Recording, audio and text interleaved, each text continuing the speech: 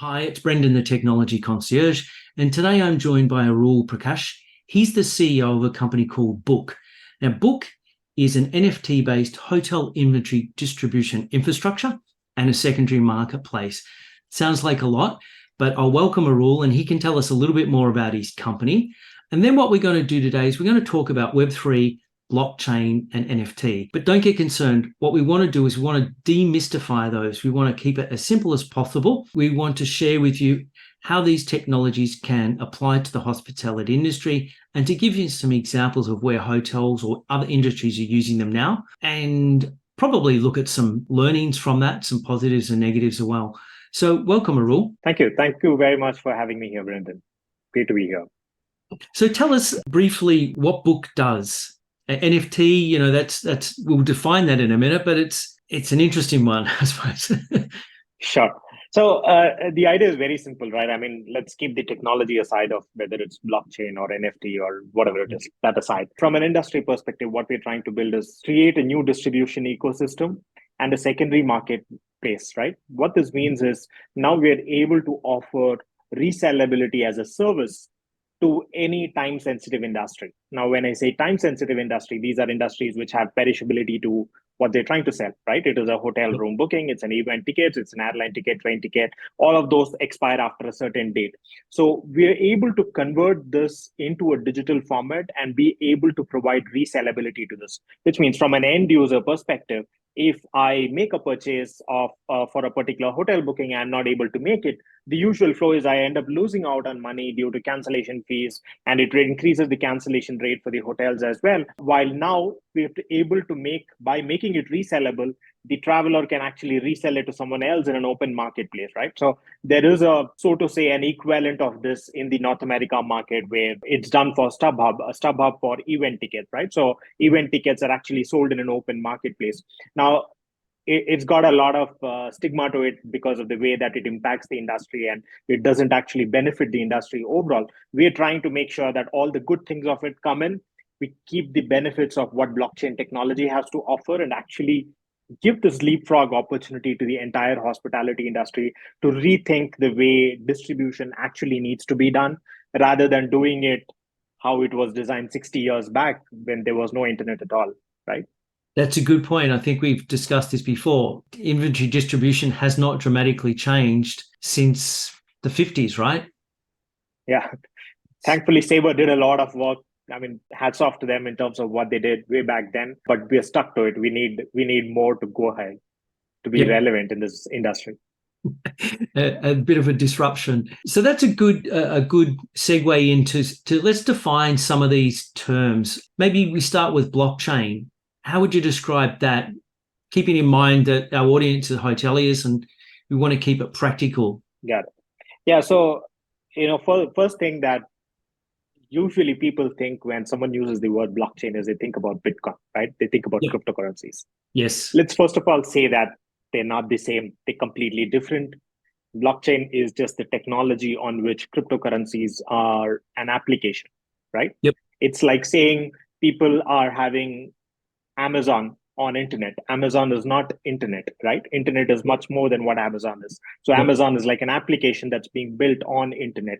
That's what Bitcoin and cryptocurrencies are. So whatever stigma, whatever mind blocks that you have around it, it's completely different than what blockchain is, right? So blockchain is a technology on its own. Frankly, the way that I see it from an industry perspective is that we don't need to understand how it actually works, right? So for example, everyone in the hospitality industry thinks about cloud apps. Let's move to the cloud, but does anyone actually understand how load balancing happens or how AWS hosting needs to happen? We don't understand that, right? No. We just use the application of it. So it's the same way. Let's look at blockchain in terms of what's a benefit that it is able to give, but still to compare it from a technology perspective, think of it as a distributed database, right? It's a very wrong analogy, but please humor me because it's the easiest way to explain it. Think of it as a database, as a network and a storage system all merged onto the single thing, right? Today, they're all disconnected in conventional apps.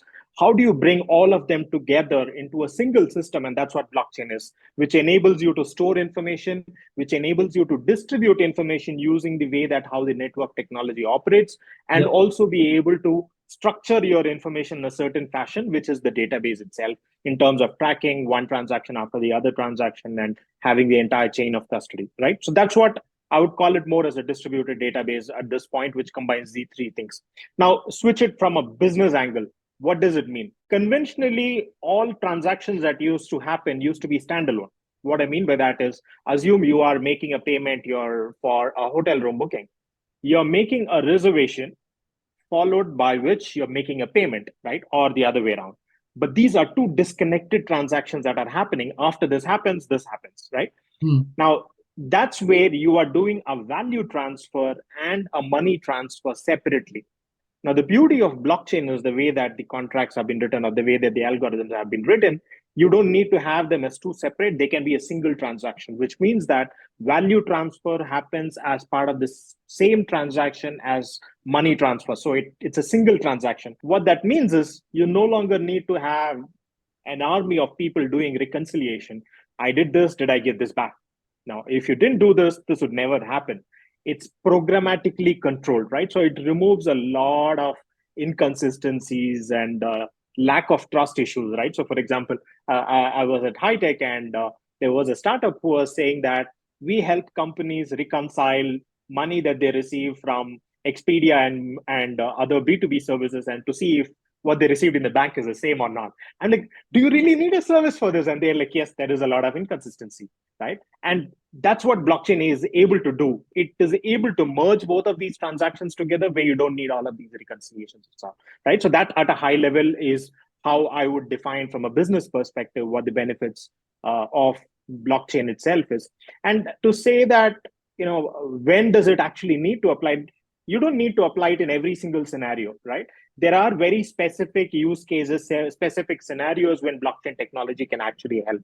And typically that comes in when you have multi-party transactions, right? So if you have an internal, say, an HR system, which is only inside your organization, you don't need a blockchain system for that. But when you are interacting with an external entity where you have possibly non-aligned incentives, right? What I mean by non-aligned incentives is think of a supplier and a buyer relationship. A buyer wants to buy it as cheap as possible. A supplier wants to sell it as high as possible, right?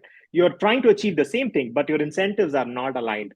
And that's where there are possibilities of lack of trust. And these are the places where you put in blockchain technology because it's basically something that you don't need to trust at all. It's a trustless system, as you would call it.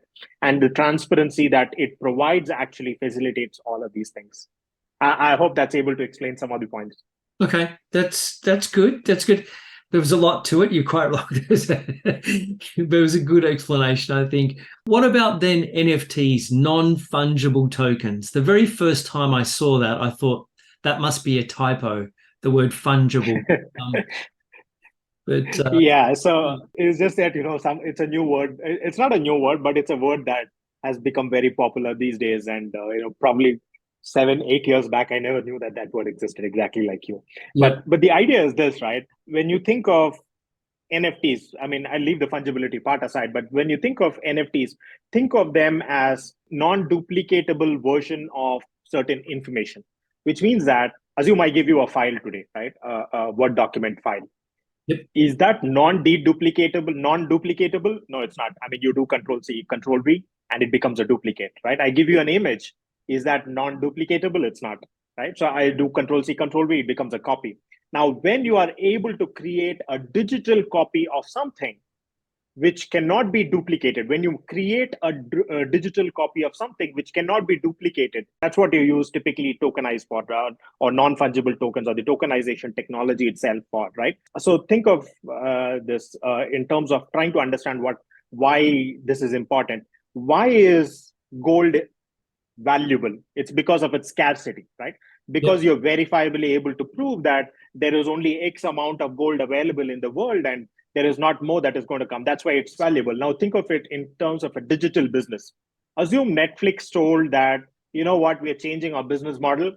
We are only going to give subscription to 1 million people, right?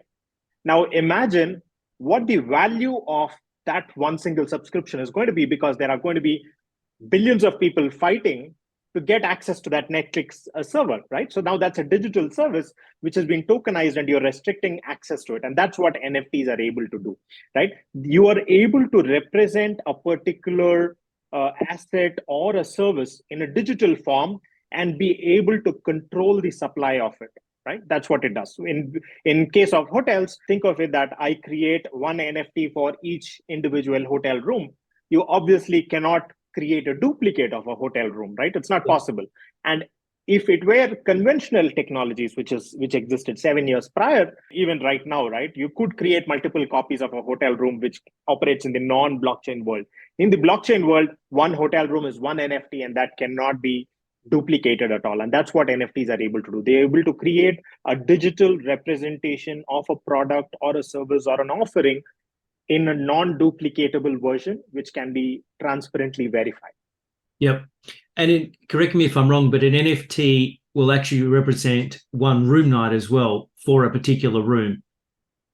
So it can go as granular as someone wants to create, right? So there are hotels who try to bundle up 3 nights together and sell as a single NFT.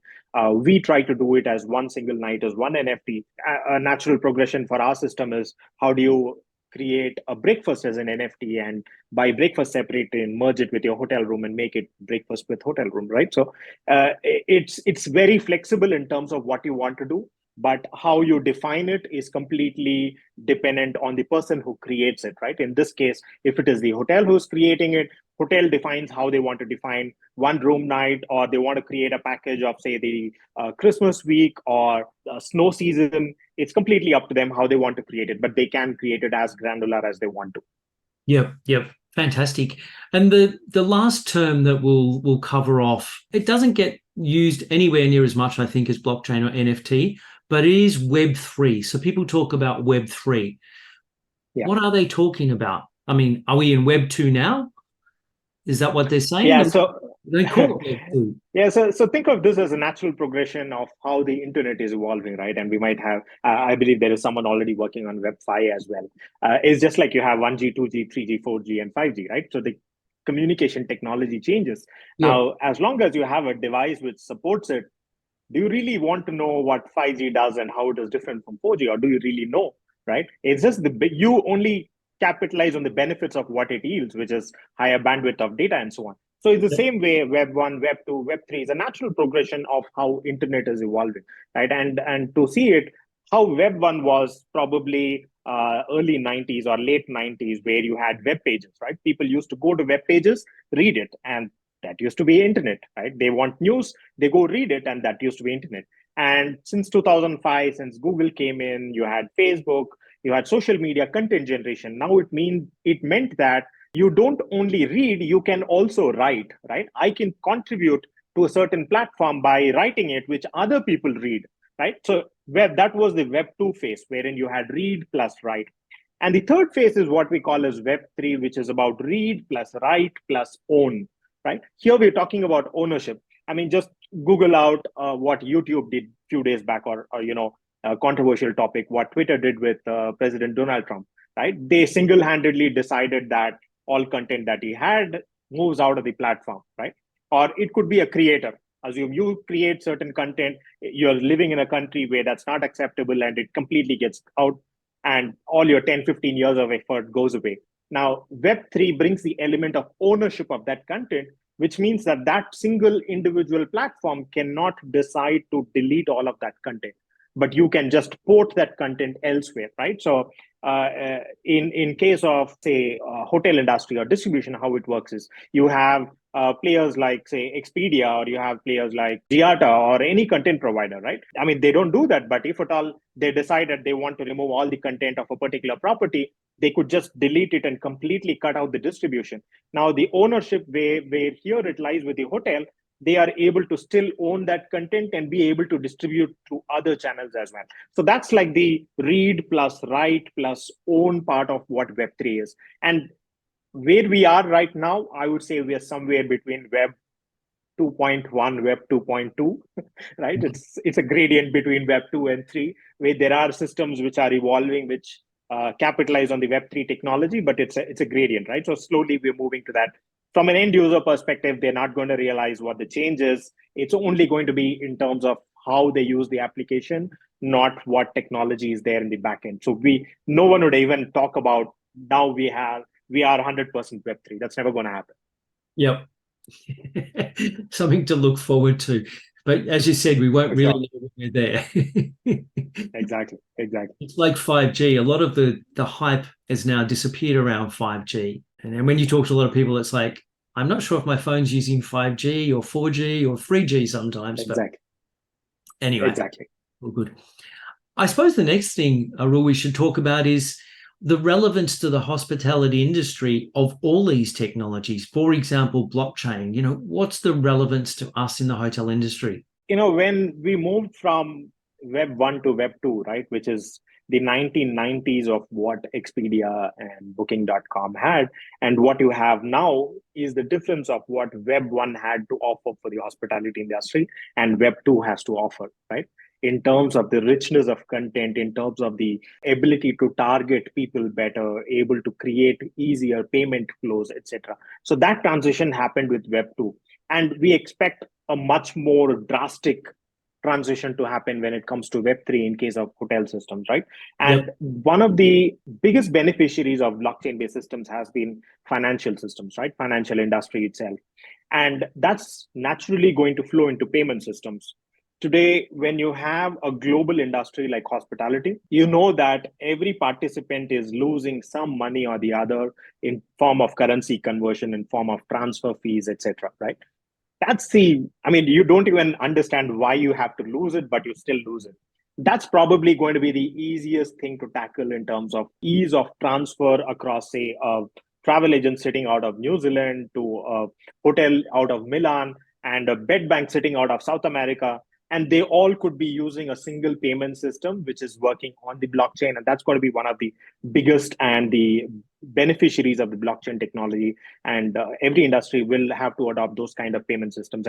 And frankly, I believe there are at least about 25 countries globally today who are working on CBDC, right? It's called central bank digital currencies. And these work on the blockchain technology itself. And they remove all of these inhibitions that are there with the conventional systems, which earlier was not possible. And the point is, this was not possible 7 to 8 years back. It's possible now, right? So that's why you're seeing all of these changes happen now. So payment systems would be one of the first ones that I would say. Second one, with a lot of benefits, I would say, is around loyalty itself, where you are able to completely, it's always been a dream of creating a group of like-minded businesses, create a single loyalty program, distribute across all of them, etc. And it has always been difficult because each system, each entity out of that, say Star World Alliance. So Star World Alliance has a different kind of a system that they're using, and each of them, there are separate integrations, and there is loss of data. There is batch that update that happens from here to there. There is possibility of fraud because of the time delay that is there between these systems and so on, right? And that's a big benefit that I believe hospitality and the overall travel industry itself is going to get from the loyalty implementation on blockchain. And the third one that I would call is what we are working on, which is distribution itself. How do you change how inventory is actually distributed across all of these systems, right? So today, for example, hotels don't have any visibility or any control on pricing or on distribution beyond their primary sale.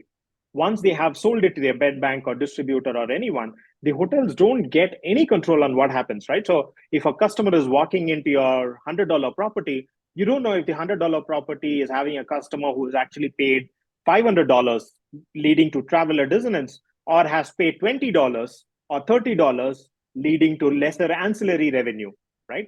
Because you've not controlled your distribution channels, right? And that's what a blockchain-based distribution system is actually able to provide transparently information in terms of who is transacting, what price is it transacting at, and if you want to block or bar anyone, you're able to do that verifiably in a fashion that completely hotels or any travel industry occupant is in control of it, right? So we believe that the benefits out of the distribution itself will be easily about 5 to 10% in terms of cost saving itself, right? Forget top line, but the cost saving itself will be more than 5 to 10%, directly impacting the bottom line.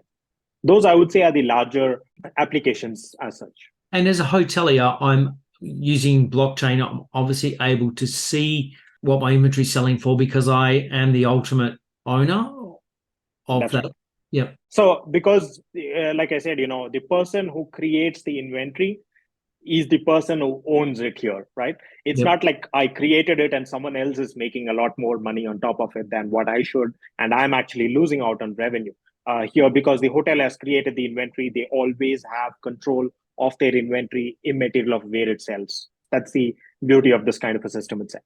Yeah. Yeah. Yeah. And then leading on from that, NFTs as a means of distribution, which is effectively why Book was created. Obviously, as you said, it's Mhm. not just hotel rooms; it's anything that is perishable. But hotel rooms are very much a perishable item. How does that work? Yeah. So, the way that our system works is that we do not expect hotels to change anything on the technology front. So, there is zero technical upgrade cost. There is zero technology change. Neither is there a process change as such, right? And we use the same APIs that they provide to Booking.com or Expedia, or that comes out of a regular channel manager solution or a CRS solution. And we Yep. feed that into our system in terms of increasing visibility, right? And every time or whenever someone actually makes a payment or clicks on book now or pay now, that's when we move that transaction to the blockchain. Until then, it's not on the blockchain, right? So once that book now or payment is done, that's when it moves to the blockchain. And the beauty of a resellable market is that from there on, any transaction that happens on the blockchain, which means that it is completely transparent. We initially start thinking of it from a B2C perspective, right? We think that a traveler is making a booking, they're not able to travel, they want to cancel it. Instead of canceling, they could actually resell it. But the benefit of it comes in distribution, where assume there is a new travel agent coming up to a hotel and saying that I want to get access to your inventory, give me preferential rates, right? And now is the opportunity where you don't have to change an existing relationship, but a new relationship that's coming, you tell him, guys, we are moving on to a blockchain based system. We would like to have you there, right? And you get him onto a blockchain based system. Now, when he's on the blockchain based system, every transaction that he does, his follow on person does, will always be visible to the hotel. Now the hotel can start looking at this separate new evolved channel as a completely new distribution channel compared to what otherwise exists. And assume that you put, say, 10% of your inventory into the blockchain based distribution, which is completely transparent because it operates on secondary market principles, which means that it operates on free market principles.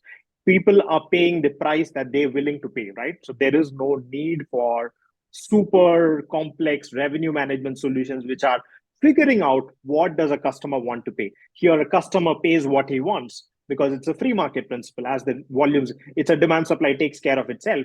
Yep. You take that input and feed it into your revenue management system, right? And use that input for deciding the prices on 90% of your inventory. So your test 10% inventory works on like a controlled market where you're trying to see what is the market willing to pay. Take that input, put it inside your test market, and keep iterating on the prices, right? Thereby not just getting a much better, clearer input in terms of what the pricing needs to be, but also increasing your revenue and margins overall in all the channels across, right? So that's what we are able to provide. And the way that we are also working with, because we are a distribution ecosystem, we're also working with other OTAs, we're working with bed banks, distributors to get them on board, right? Why? Because we are not trying to create a siloed environment. And that's where we really well positioned, right? If we were to become, say, the usual question someone asks us, what if Sabre creates it? What if Amadeus creates it? What if Expedia creates it? And so on. The point is, the way that they're designed, they are incentivized to create that system for their company, which means a person transacting in Expedia only transacts within Expedia ecosystem. But the way that our system is created, assume Expedia and Booking.com decide to use our tokenized inventory model, an Expedia user clicks on the resell button, and a Booking.com user is actually able to buy it because the underlying inventory is the same, right? So now instead of having a multi-tiered fragmented inventory distribution for the hotel, you have a single pool of inventory where everyone can tap into, deposit back, tap into, deposit back. So you have a single pool of inventory, right? So it doesn't differentiate whether you're Sabre or Amadeus or Marriott or Hilton. It doesn't differentiate at all. It is a single system. And the beauty of that kind of a system is that it expands the network effect, right? Network effect is when you have enough demand and you have enough supply. The more closed someone makes a particular system, there are not enough people to buy it because you've closed it, right? So when you have an open system, everyone comes in, everyone puts in, everyone takes it back. That's exactly why we believe that we are also a differentiator, and the concept that we're building is very different than what most other people are building in this specific place, Brendan. That is interesting, isn't it? I just trying to get my head around that, but you're right. It's very much a siloed market now. If you've given an allocation of rooms over to Booking.com, Expedia, etc., and they're unable to sell them, then That there's inventory is just fragmented. it's Yeah, fragmented. exactly. Exactly. Yeah, that's I interesting. mean, I do see that channel managers are doing a lot of this when it comes to from the hotel perspective, right? Where they're starting to create a single. I believe Hilton is doing this a lot. Also Marriott, where they have a single pipe, and you make a booking, you take it. You don't make a booking, you don't get it. It's as simple as it, right? At least in certain channels, it's not possible in all the channels, but in some of them, non-allocation based inventory is actually working out, and that's what we are also suggesting. That as long as it's a pool, because the hotel has to see about where am I getting the most assured highest revenue possible, right? We don't see that it's going to be a 0 to 1 transition. It's going to be a slow change, right? Where you put with 5%, then you put 10%, then you put 15%, and so on. That's how it's going to be. Yeah, which we forget. I talk with Adam Modolinsky, and he reminded me, obviously when you think about the internet, it took some 40 years or something to get to the point where it is now. If you're a teenager, you think that we've always had the internet. Exactly. I mean, this is something that I also strongly believe that hotels are spending a lot of money when it comes to branding and marketing. They want to attract the Gen Z, they want to attract the crowd, which is really growing, the larger populations and so on, right? But their ardent inherent desire is of flexibility, right? They don't like rigid travel. And you keeping a foosball table or a snooker table on the lobby is great, but try to look at what does that segment actually desire. They're looking at travel flexibility, they're looking at exploration, right? They're not looking at pay cancellation fees, 4 days prior pay so much, 5 days prior pay so much. I mean, who is even going to sit and calculate all of that? I mean, it makes travel much more rigid than what it should be. While all the other industries have become flexible, travel industry continues to be in such a state. And if you are looking at tapping into the Gen Z segment, the niche segment, which is rapidly growing, it is something that you have to look at what their inherent desire is. How do you add flexibility to their travel? And this kind of a blockchain based solution, because you're able to resell the booking, adds all of those required elements.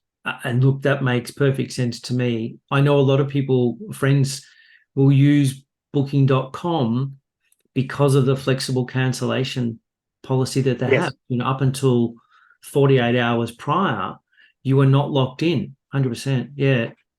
And you're right. I could see flexibility. You can pre-book something now for a couple of months down the track, knowing that if things should change, if you get that dream job or something else happens, you haven't lost that money. That is, Exactly. resell that room. I like. Exactly. Yeah, that's a great way to look Yeah, at I it. mean, even from a hotel's perspective, right? Think of it. Assume 6 months ahead of time, someone makes a booking. They made a booking for say $300, right? And as the date gets closer, now the occupancy ratio in the property is going to 80%, 90%. Now the hotel doesn't is now selling the rooms at $700, but it doesn't have inventory to sell. What it can do is actually pay $100 more, buy it from the person who bought it for $300, right? You pay him $100, you buy it for $400 and resell it at a $700. Yep. So it not only reduces your cash flow related constraints, increases your working capital, but also increases your revenue ADRs as well, right? So airlines do it in the last minute kind of a model where 24 hours prior they tell you that if you want to resell your booking, we are willing to pay you X amount of dollars in terms of vouchers or in cash. Whereas hotels don't do that because of the way that the friction that exists in the market itself, right? And this kind of a mechanism, it creates, like I said, it's a single pool of inventory. The pool of inventory is not going to differentiate if a hotel trades their own inventory, right? They could rebuy their own inventory at any point in time, resell it. If there is a large event coming up, I don't have enough rooms for the event. Can I buy from the market and resell it, right? So my occupancy ratios are always going to improve further on from there. I like that example. No, I like that a lot. And we were both at High Tech, obviously, in Toronto. I think I read a couple of weeks after the event that Toronto ADRs were the highest in history ever. And we know that from the Yeah, rates that the hotels were charging whilst we were there. exactly. I mean, the amount of people coming in and so many hotel related issues and customer pain points that you could hear from that place was really surprising. Yeah, Yeah, for sure. definitely. Staying on the topic of NFTs, I suppose, just for a little bit longer, there are other practical uses, digital keys, vouchers, loyalty. Are any of these happening now, or are they still in that inception phase as well? To start off with, right? So hotels have been trying out with NFTs since for the last 3-4 years or so, right? Mhm. And I believe in 2021, Marriott had created an art NFT collection, Yes. uh, three different collections, and they had actually gave it out to a few people in random and also gave them 20,000 points and so on, right? And these are happening, but I would say that they are happening more from a marketing perspective rather than the core business infrastructure side, right? So from a marketing perspective, because the hotels want to tap into that particular segment, niche Gen Z kind of a segment, try to look young, try to look relevant. That's why they're trying to tap into that particular segment, and they are trying to do this. So Marriott did this. I believe it was a campaign that they launched called Power of Travel, right? And as part of it, they had released. Similarly, there are few travel clubs also in Thailand, if I'm not wrong, called Unchained Elephants, where they're trying to. It's a cost-driven NFT campaign where they created a travel club, and people who are holding that NFT, they give them access to local tours and local clubs, and the money that they raise out of it goes to a specific cause around protecting elephants' natural environment in that particular region, right? And that's like some of the so you saw how the Marriott was more of a marketing example, Yeah. whereas Unchained Elephant is an example of how do you create access, how do you create access restrictions, right? And a tech first hotel could actually use this as a mechanism to provide lounge access, right? If he is a gold member, you want to provide him lounge access. Today you have two people sitting over there in the lobby checking the details and so on, but what if it is just in your mobile device and it's able to verify? You just scan your QR code, or even based on proximity, automatically the doors open because you have verifiably proven digitally in a non-duplicatable version that you are the person that you're claiming yourself to be, right? So that's something, access to certain places. But the more interesting changes that we are seeing right now is around fundraising for properties itself. How are hotels using NFTs as a mechanism to raise funds to build properties or to get early revenues even before the property is ready, right? So, for example, there is a chain in Germany called Avenio Hotels, right, where they're trying to crowdsource funds and they're tokenizing the ownership of that property and distributing it out to the people. So, assume I want to invest $20,000 in that property.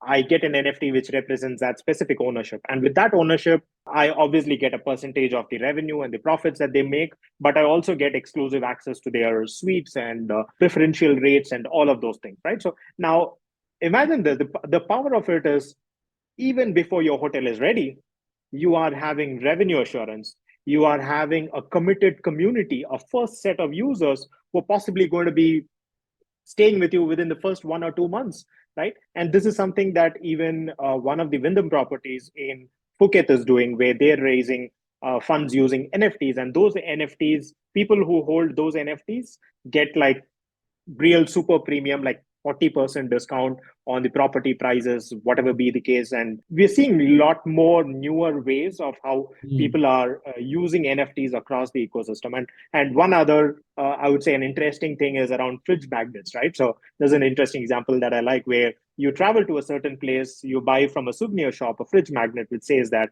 you visited Thailand or you visited Brisbane or any city, right? So Yep. that's like a proof that you traveled, something that you have with yourself, right? So there are projects which are focusing on how do we create digital fridge magnets for travelers, which means that I can now flaunt around on, say, a map saying that these are all the places that I've visited. And because you hold that digital fridge magnet, it is digitally verifying and provably saying that you are an actual traveler, and you like to travel in 3-star hotels compared to 5-star, or you like beach properties, you're able to create customer personas around based on these digital fridge magnets, right? So those are also certain customer facing applications that are actually coming up specifically using NFTs as a mechanism. Okay, interesting. That reminds me of a conversation I had with Nick Price regarding self-sovereign identity, and a similar concept where, he gave the example, and I thought it was a fantastic one. You may have stayed with Hilton in Brisbane 20 times, and then you go across to the Marriott and you ask them for a good rate because you stay regularly in the city. They have no proof of that. But if they had access to your records via self-sovereign identity, they could verify, wow, this person, has done a lot of room nights in the city of Brisbane. And I thought it was exactly. I mean, Nick and the entire DIF has been working a lot on this front in terms of how do you create the traveler profile across all of the travel industries, right? I mean, there are very many use cases that can come into how you use the self-sovereign identities itself. There are obviously different ways of using it in terms of verifiable credentials and NFTs and so on. But the idea is, how do you create that customer persona where he carries that customer persona across businesses, right? If I like a floor on the top floor, or if I don't like a room near the lift or the elevator, how do I convey that? Do I need to keep typing it every time I make a booking, right? Or can I carry that across everywhere? Or if I need a wheelchair, or if I'm traveling with pets. So these are preferences that actually continue to stay with me wherever I travel, right? So why can't that identity traverse across Marriott, Hilton, Wyndham, any property that I stay? A great use case of how this technology can be used. And I mean, look, it's been, I've been in the industry for a while. I think I can't remember what year it was, but it was in the late 90s, might have been, that's 98, 99, at a high tech. And the whole concept of single sourced guest profiles was being discussed at the time. And it's still a concept that we find extremely difficult to overcome with a siloed infrastructure that we run. As you said, even across a Marriott or a Hilton, airlines still often, you tell them that you like a window or an aisle seat, or you have a particular preference. So this is exactly the use case of, what ownership means, right? You had read write ownership. Now, this data that you have of your aisle preference and I stayed in this hotel, etc., is your data, right? You don't want that data to reside on Marriott server and it not adding any value to your stay in Hilton, while that data belongs to you, right? That's what ownership is, and that's what Web3 is about, right? How do you take that ownership across these ecosystems and keep moving across to capitalize and get better benefits out of it? Okay, excellent. So we're tying Web3 back into that concept of self-sovereign identity, where you control your details.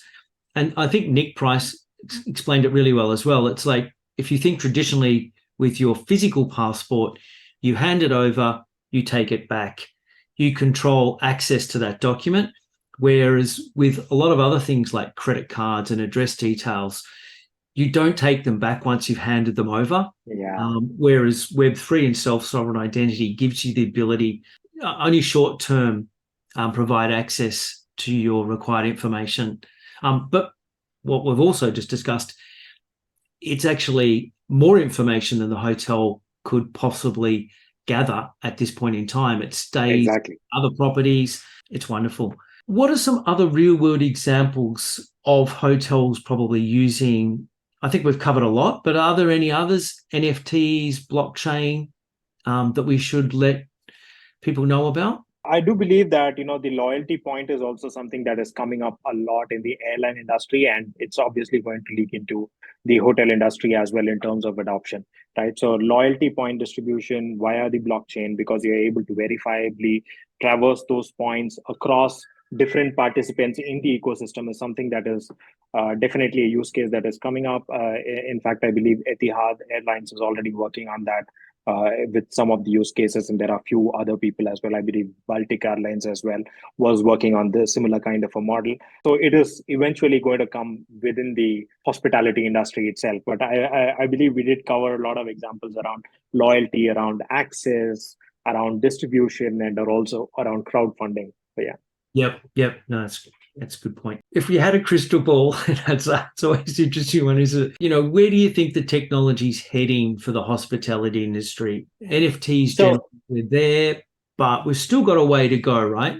Even we talked about very early on, obviously we're probably at Web 2.2, 2.3. How long do you think it will be before we're at Web 3 and NFTs will be something that's widely accepted within our industry? so just trying to compare something that happened like 20 years back, right? So when I probably started my career, was working earlier with consumer businesses.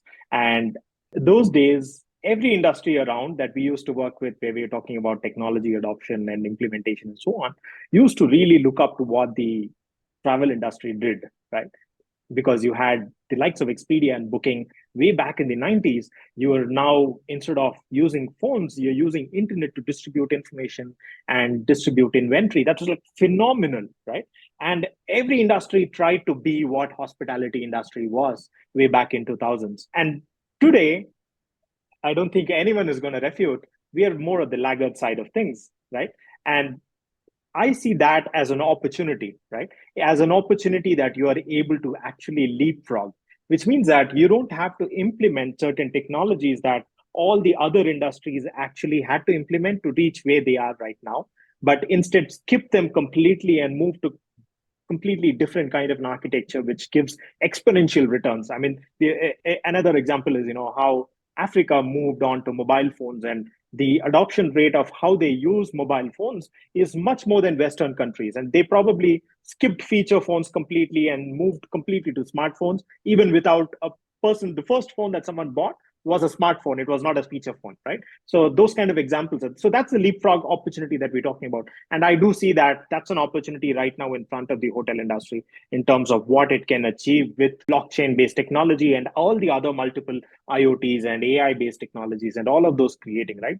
But what I'm more hopeful of is, till date, since the start of internet, there has never been a technology which propagated newer business models, right? Where you create business models which never existed in the past.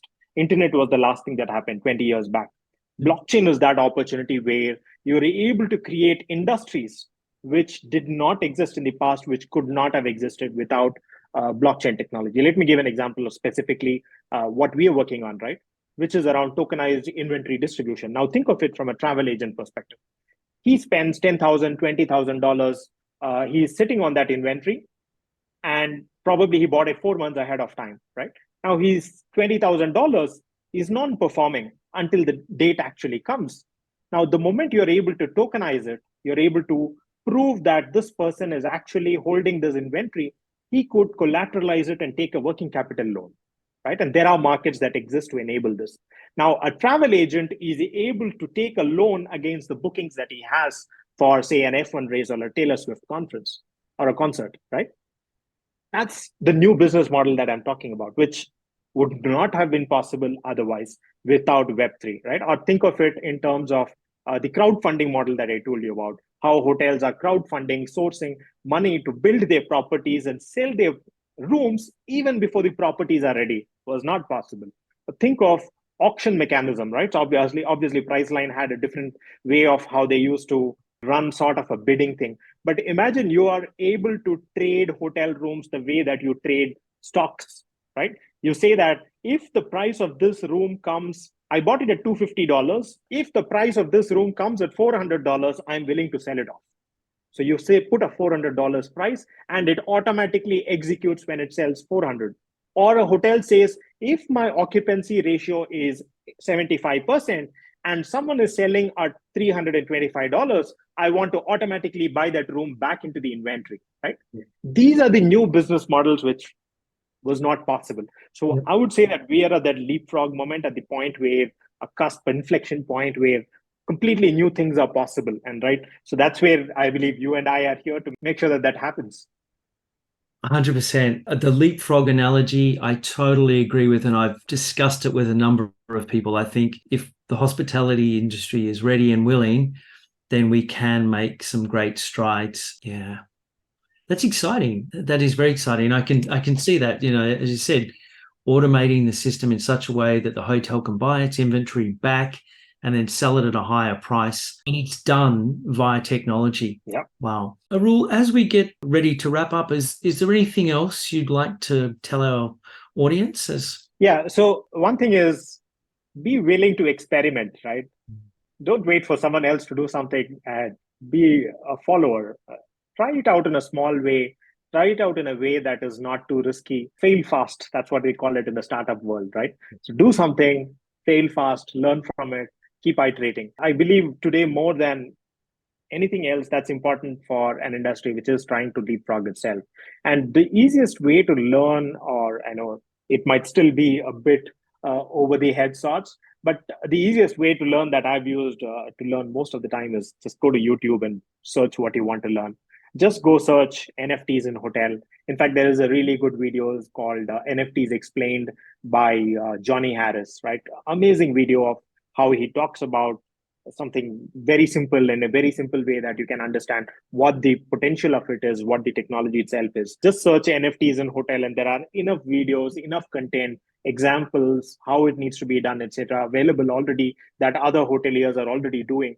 I believe we just need to open up our eyes and willing to experiment, right, and not be delayed around it. That's try it out, fail fast. Exactly right. I love it. Arul, thank you so much for your time today. It's been an absolute pleasure. I know I've learned a lot, and I always do. My mind has been expanded.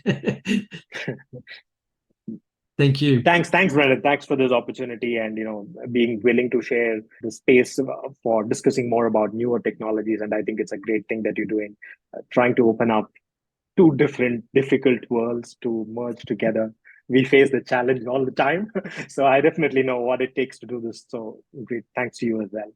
Oh no, I appreciate it. Thank you very much, Arul.